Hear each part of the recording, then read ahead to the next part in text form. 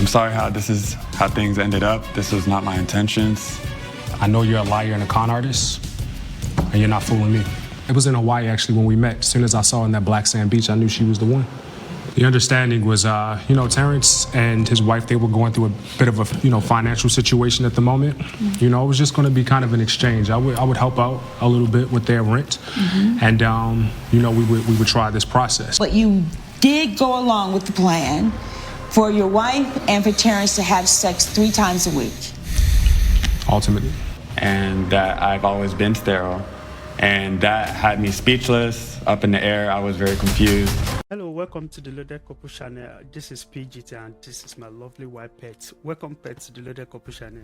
Welcome everyone. Yeah, so Pet, I saw this video online and there are many things to learn about the video because the couple messed up. It can happen to anyone because they were really desperate to be a parent, to have a child, and in that process they did something terrible that they shouldn't have done. Can we just take a look at the video? My name is David Walker. I'm here today with my wife Letitia. We've been married for 7 years. We live in Los Angeles, California. We actually met. I'm a photographer. We met on a photo shoot. She's a model. As soon as I saw her, it was in Hawaii actually when we met. As soon as I saw her in that black sand beach, I knew she was the one. I looked at her through the lens of my camera. I looked directly into her eye and I said, she's going to be my wife. And here we are today. Now we're here because we've truly had an odyssey of obstacles in our family planning journey. We decided to ask Terrence here, a man who I once considered my brother, a good friend of us both, to help us along that journey. But he was deceitful and he lied to us.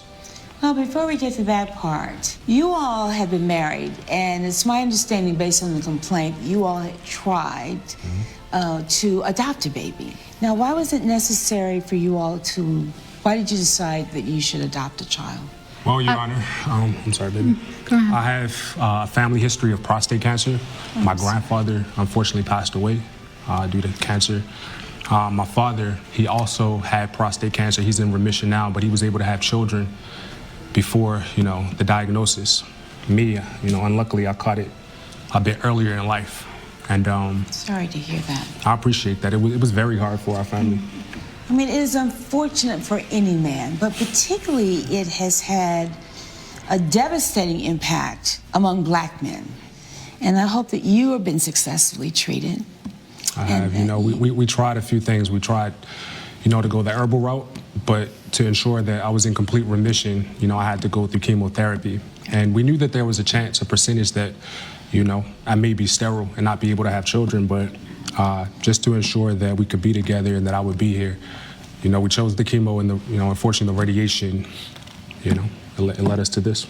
All right, and so I understand, though, that Terrence and his wife were very supportive during this time. You all were neighbors, is that my understanding? Yes, that's correct. And so you went through all of this with them? You went through the... Yes, I was there with them throughout the whole journey. Yes. Right, so through the chemo, through the therapy. Right, yes. And so how would you describe the relationship with them?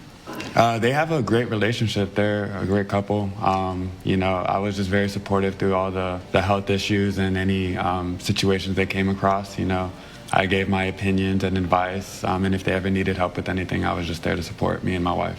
But yet he's here, the Walkers are here suing you today. Yes. What happened? I mean, this is a neighbor. You said that, at one time you described him as your brother, but yet you're suing him today. Why are you suing him? Well, going throughout the IVF, process, it was very hard to find a black donor. Just with, the generational checks that you need through the background.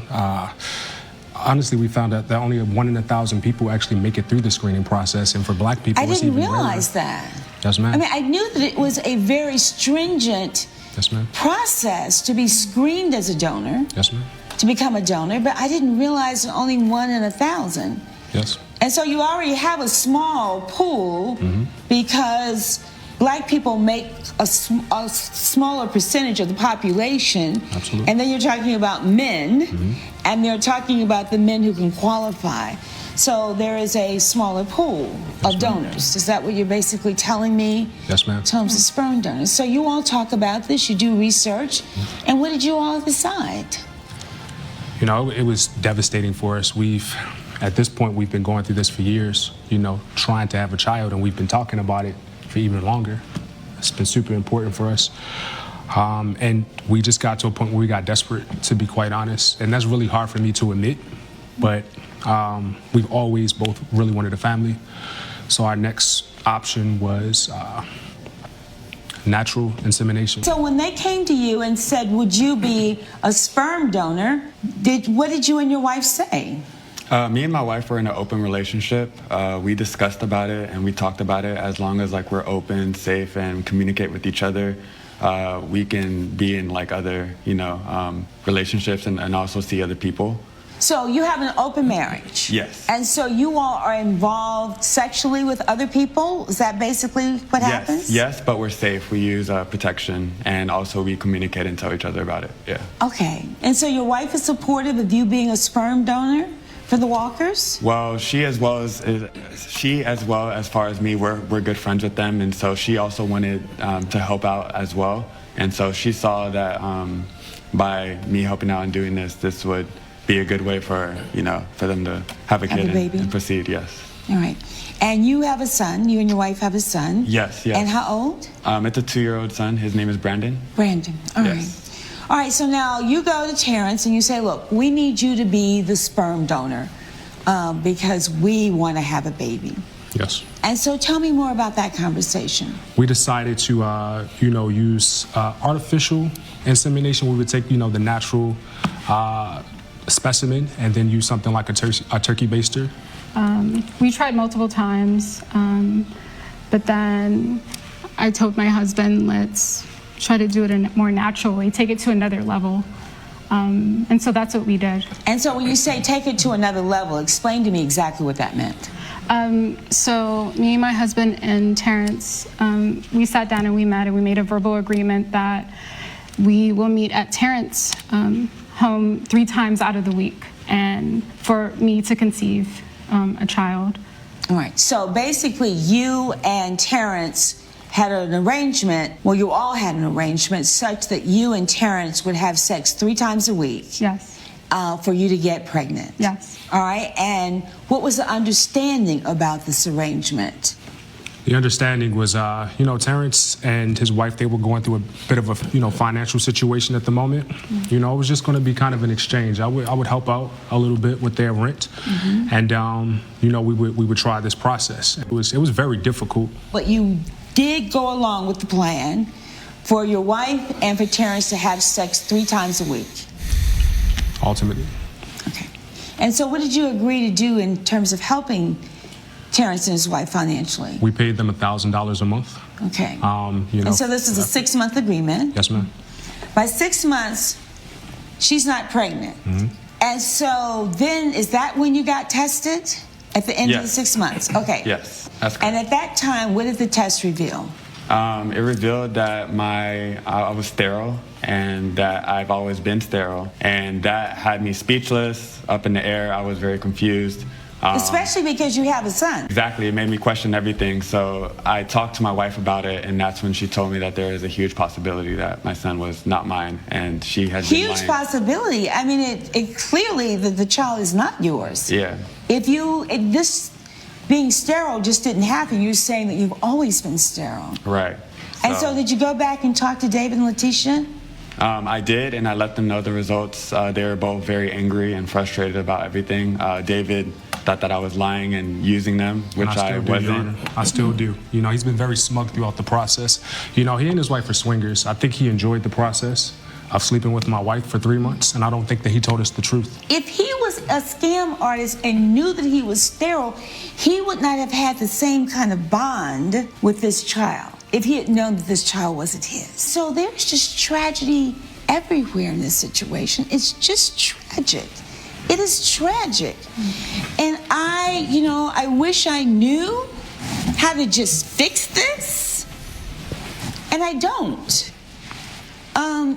But I hope that you understand that I wouldn't hesitate for a moment if I thought that he had done this purposely, if I thought he had concealed the fact that he was sterile. There is no way I would let him out of this courtroom without holding him accountable. Because really, there's no amount of money that could fix that situation. There just wouldn't be any way that he could make this right. And so it concerns me, and I know that this is painful, but under these circumstances, I cannot award this money back. I just can't. For all the reasons that I've described. You know, you've lost a brother. You don't have a child. I hope that you will continue to be healthy, particularly given your family history. I am glad that you've taken responsibility for your health and your treatment, and I hope that others who are listening will do the same. But I hope that you understand under these circumstances that I am denying your claim of $6,000, and I wish all of you well. If there's nothing further, we'll stand adjourned. Judge Hatchett has ruled in favor of the defendant. The co-plaintiff's claim has been denied. I'm sorry how things ended up. This was not my intentions. I know you're a liar and a con artist, and you're not fooling me.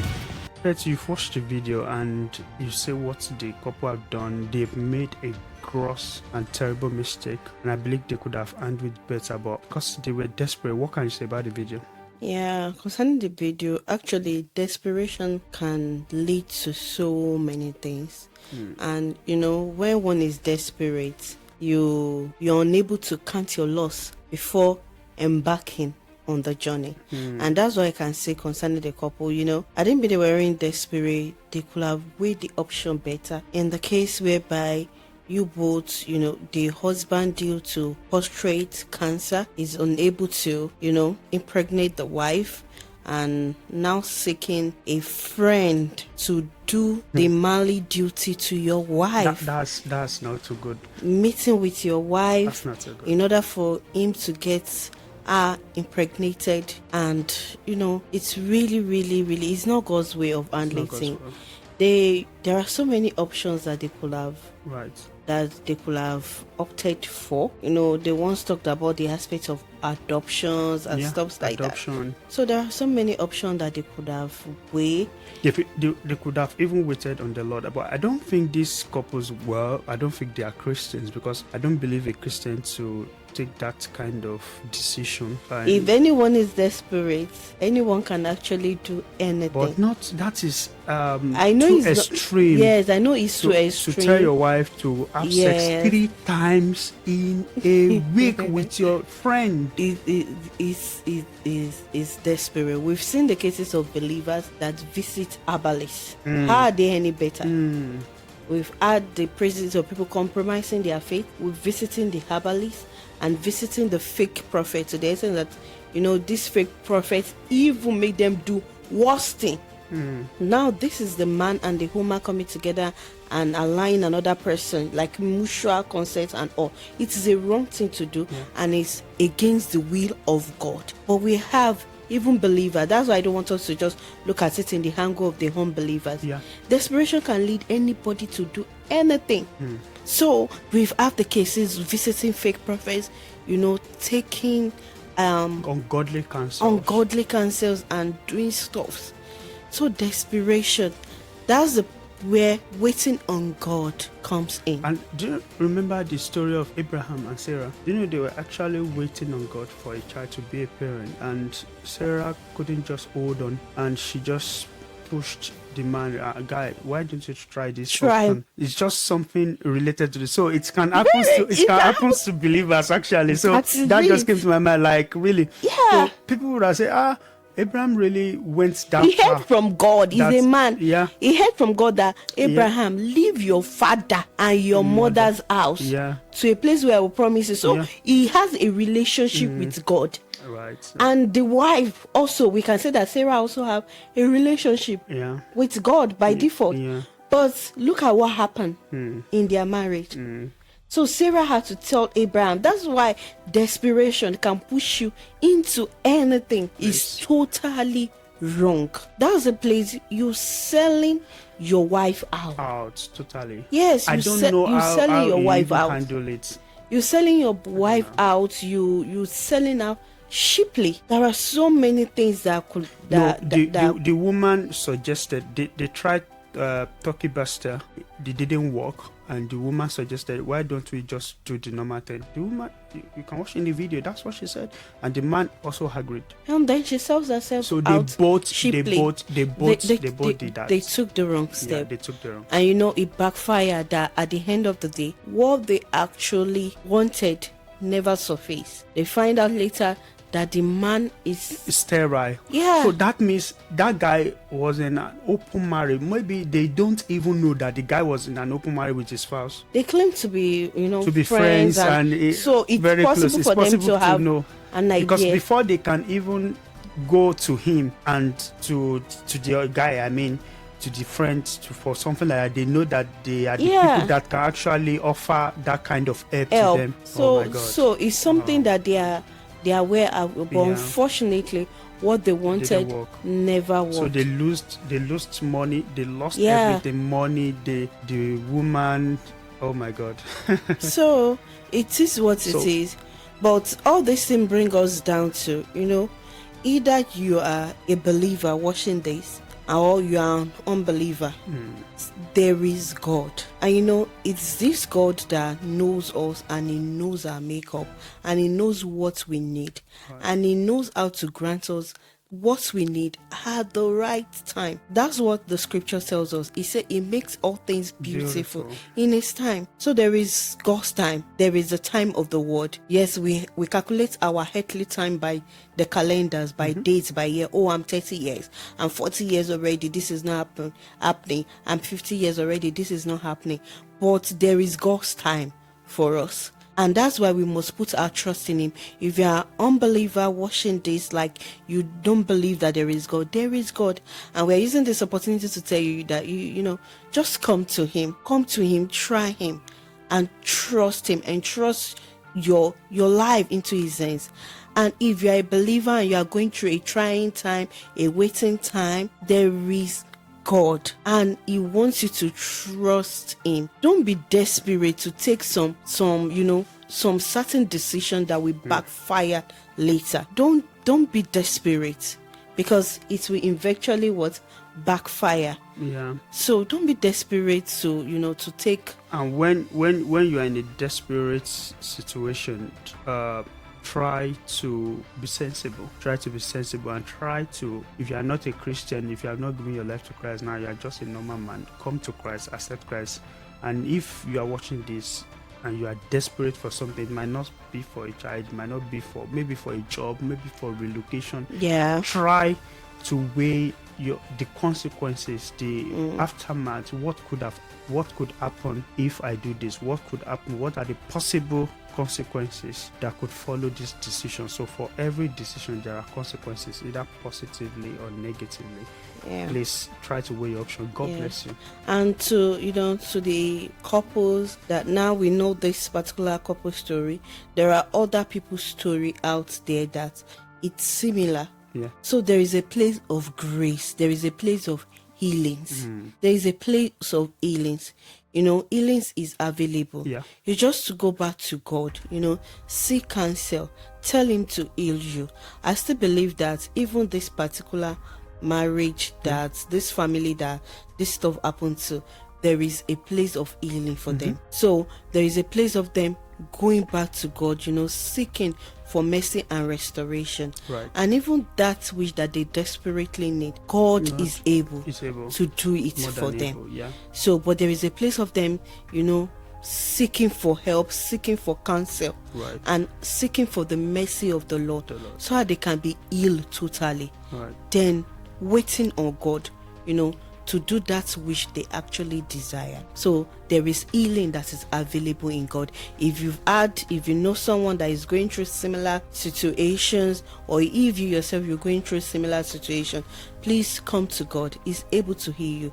Just seek for His mercy and ask for His grace.